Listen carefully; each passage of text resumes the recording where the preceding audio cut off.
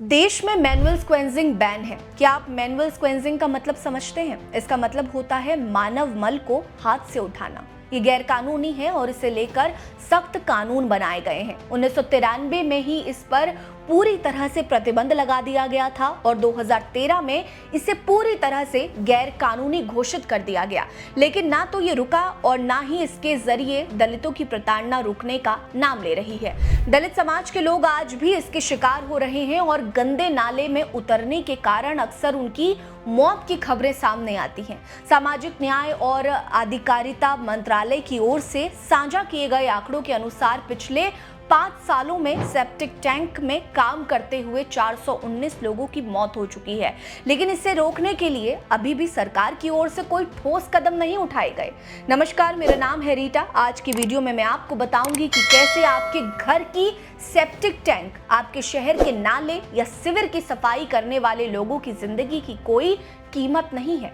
सामाजिक न्याय और अधिकारिता मंत्रालय की ओर से साझा किए गए आंकड़ों के अनुसार पिछले 5 सालों में सीवर और सेप्टिक टैंकों में काम करते हुए 419 लोगों की मौत हो चुकी है। राज्यसभा में एक सवाल के जवाब में सामाजिक न्याय और अधिकारिता राज्य मंत्री रामदास अठावले ने ये जानकारी लिखित रूप में दी थी। मैनुअल स्क्वेंजिंग हो या हाथ से मैला ढोने को, सार्वजनिक सड़कों और सूखे शौचालयों से मानव मल को हटाने, सेप्टिक टैंक, नालियों एवं सीवर की सफाई हो, इन सब के रूप में परिभाषित किया गया है। वहीं सफाई कर्मचारी आंदोलन यानी कि SKA ने खुलासा किया कि 2024 के शुरुआती 6 महीने में मैनुअल स्क्वेंजिंग के दौरान 43 लोग अपनी जान गंवा चुके थे। ये वो लोग थे जो बिना किसी सुरक्षा उपकरणों के जहरीली गैसों और गंदगी भरे शिविरों में उतर जाते थे और मारे गए। लेकिन जब केंद्रीय बजट की घोषणा हुई तो इस गंभीर मुद्दे पर एक शब्द नहीं बोला गया। SKA के राष्ट्रीय संयोजक बेजवाड़ा विल्सन ने इसे सरकार की उदासीनता का प्रतीक बताया था।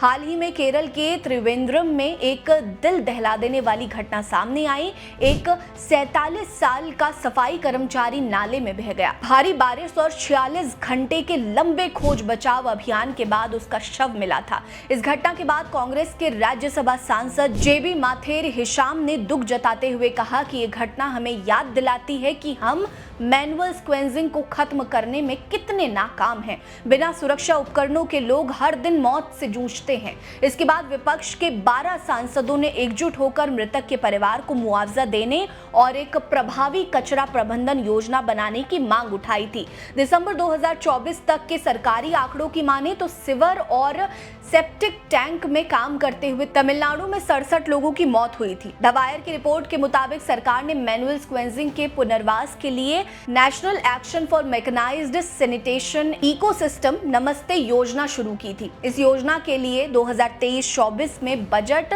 97 करोड़ रुपए आवंटित किए गए थे, लेकिन बाद में इसे घटाकर 30 करोड़ रुपए कर दिया गया था।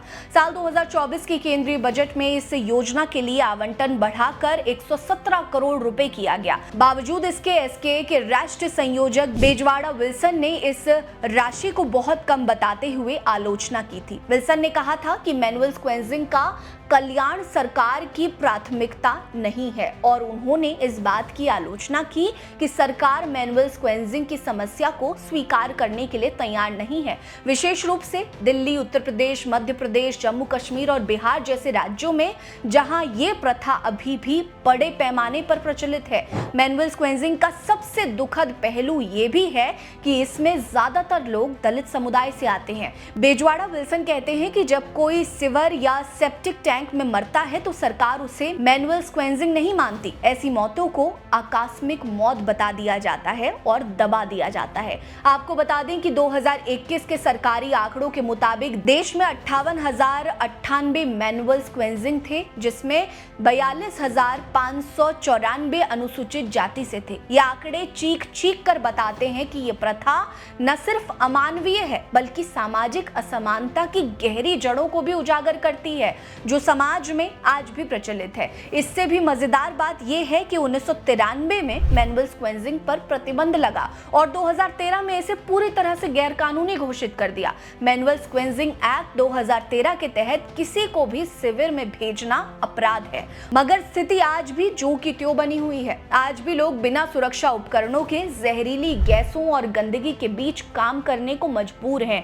हर साल सैकड़ों जाने जा रही हैं और समाज चुप है, सरकार चुप है। सवाल यह है कि क्या हम इन सफाई कर्मचारियों को सिर्फ आंकड़ों में गिनते रहेंगे या उनकी जिंदगी को बचाने के लिए कुछ करेंगे? क्या इन मौतों पर राष्ट्रीय शोक का ऐलान होगा या ये गुमनाम नायक हमेशा गुमनामी में ही दम तोड़ देंगे? सरकार को ऐसे मामलों पर सख्ती बरतने और जल्द से जल्द अमानवीय प्रथा को खत्म करने के लिए कोई ना कोई कदम तो जरूर उठाना पड़ेगा। इस मामले पर आपकी क्या राय है, हमें कमेंट सेक्शन में बताइए।